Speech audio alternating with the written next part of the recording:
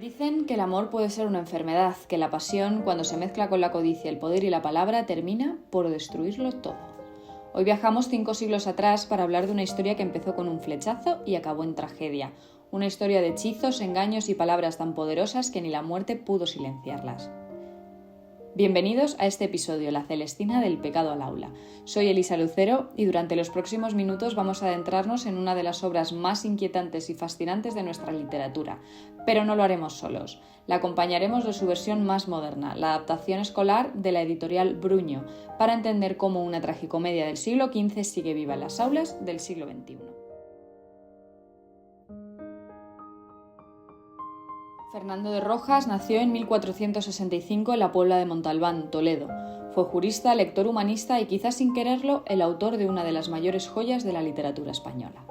La Celestina se publicó por primera vez en 1499, justo cuando el mundo cambiaba de piel, el feudalismo se desmoronaba, los burgueses emergían y el humanismo invitaba a mirar al ser humano como el centro del universo. En medio de esa crisis de valores, Rojas escribe una obra que parece un espejo, un reflejo deformado de su tiempo, una sociedad donde la moral cristiana lucha contra los deseos más carnales, donde los sirvientes se rebelan, las alcahuetas dominan y los jóvenes aman hasta morir. Y aunque su nombre figura como único autor, aún hoy hay quien sospecha que no estuvo solo. Quizá otro escritor, anónimo, precursor, empezó a tejer esta historia antes de que Rojas la completara. El misterio de su autoría es solo el primero de muchos. La edición moderna de Bruño, pensada para estudiantes de secundaria, intenta tender un puente entre aquel mundo y el nuestro. Introduce al lector en ese contexto, explica las dudas sobre la autoría y ofrece una lectura guiada, accesible, pero fiel al espíritu de Rojas, un gesto necesario para que el fuego de esta obra no se apague entre las paredes del aula. Todo empieza con los datos, no porque sean lo más interesante, sino porque sostienen todo lo que vendrá después. Saber quién escribió, cuándo y desde dónde nos ayuda a entender por qué esta historia sigue hablando siglos después con la misma fuerza. El texto original, la tragicomedia de Calisto y Melibea, cuenta con 21 autos escritos en castellano del siglo XV. Es una obra dialogada, sin narrador, donde cada voz se convierte en confesión. Está llena de refranes, sentencias morales, monólogos extensos y metáforas que parecen laberintos. Fue concebida para lectores adultos y exigentes, capaces de descifrar sus múltiples niveles de lectura. En cambio, la editorial de Bruño, publicada en el siglo XXI, tiene otro propósito: acercar la Celestina a los jóvenes. Parte de la edición valenciana de 1514 moderniza la puntuación, suaviza los giros más arcaicos y acorta las repeticiones, pero no traiciona la esencia. No es un resumen, es un texto didáctico con fragmentos fieles, notas aclaratorias y actividades que invitan a reflexionar, escribir y representar escenas, porque si algo enseña la Celestina es que la palabra, cuando se pronuncia en voz alta, cobra vida.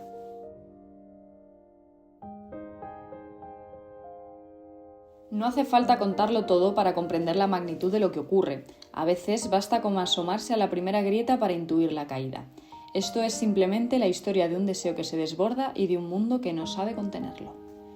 Todo empieza con Calisto, un joven noble que un día en un jardín ve a Melibea y queda perdido. Ella lo rechaza y él, desesperado, recurre a una vieja alcahueta, Celestina. Celestina no es solo una intermediaria, es bruja, curandera, confidente y manipuladora. Sabe cómo mover los hilos del deseo, cómo aprovechar las debilidades humanas y lo hará con la ayuda o la traición de dos criados, Semprón y Pármeno, que buscan su propio beneficio. El amor, el dinero, la avaricia y el poder se mezclan en una historia donde todos creen tener el control, hasta que la palabra, la pasión o la muerte les desbordan. Porque la Celestina no es solo una historia de amor trágico, es una radiografía de lo humano, de la tentación, la culpa y el deseo de dominar a otros y a uno mismo.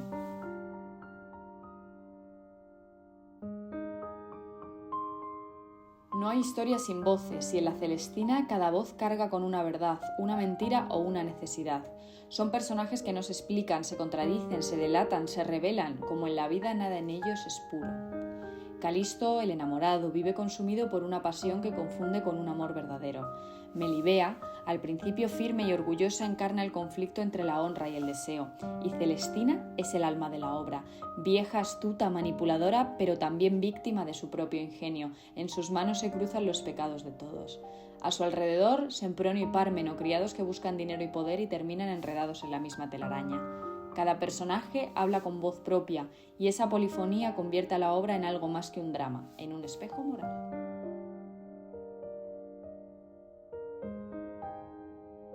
Las palabras no solo cuentan, también construyen. Analizar cómo se dice algo es mirar el esqueleto de la obra. En la versión original y en la adaptación, la lengua cambia de piel, pero no de alma. Lo importante es ver qué se gana y qué se pierde en ese tránsito. Una de las mayores diferencias entre la obra original y su adaptación moderna está en el lenguaje y la estructura. El texto original está repleto de largas frases, refranes, alegorías y razonamientos filosóficos. Por ejemplo, todo lo puede el dinero, las peñas quebranta, los ríos pasan en seco, no hay lugar tan alto que un asno cargado de oro no lo suba. En la adaptación de Bruño, esa misma idea se transforma en una frase mucho más directa. El dinero lo puede todo. Aquí se observa el paso de un discurso cargado de imágenes a otro más sencillo y claro. También cambia el diálogo y el conflicto psicológico.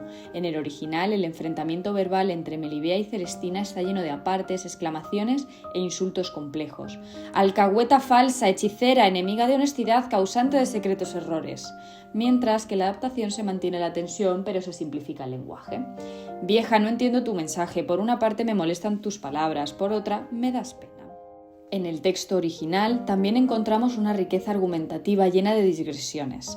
Celestina utiliza fábulas de animales, el unicornio, el pelícano, la cigüeña, el gallo o el perro, para justificar sus actos ante Melibea. Dice cosas como: ninguna cosa el gallo come sin que participe y llame a las gallinas. La adaptación, en cambio, condensa esos rodeos resumiendo las lecciones y centrándose en el diálogo como objetivo final. Otro contraste está en el dramatismo y la violencia. En el original, la muerte de Celestina es una escena vibrante, llena de gritos y desesperación. ¡Justicia, justicia, señores vecinos! ¡Justicia, que me maten en mi casa estos rufianes! La adaptación suaviza el tono y reduce los gritos, manteniendo la acción pero sin el exceso expresivo. Y por último, el final y su mensaje. El original concluye con una reflexión existencial profunda, el célebre lamento de Pleberio. Oh vida de congojas llena, de miserias acompañada. Oh mundo, mundo, muchos de ti dijeron. En la versión moderna simplifica este discurso, transformando la filosofía en una moraleja más cercana y comprensible para el lector joven. En conjunto, el paso del original a la adaptación no es una pérdida, sino una traducción, una forma de conservar la esencia del drama, pero sin que el peso del lenguaje apague su intensidad. Enseñar un clásico no es solo enseñar literatura, es enseñar a mirar. Detrás de cada frase antigua hay una oportunidad de diálogo con los alumnos, una manera de acercar lo lejano, de traducir sin traicionar. La edición de Bruño no solo adapta el texto, lo enseña, incluye una introducción sobre el autor y la época, explica sus decisiones editoriales, por qué se moderniza una palabra o se suprime una frase, y propone actividades finales, ejercicios de comprensión, expresión oral, dramatizaciones o debates, todo pensado para que el estudiante no se limite a leer, sino que experimente la obra. Así, la Celestina entra en el aula no como un texto antiguo, sino como una historia viva.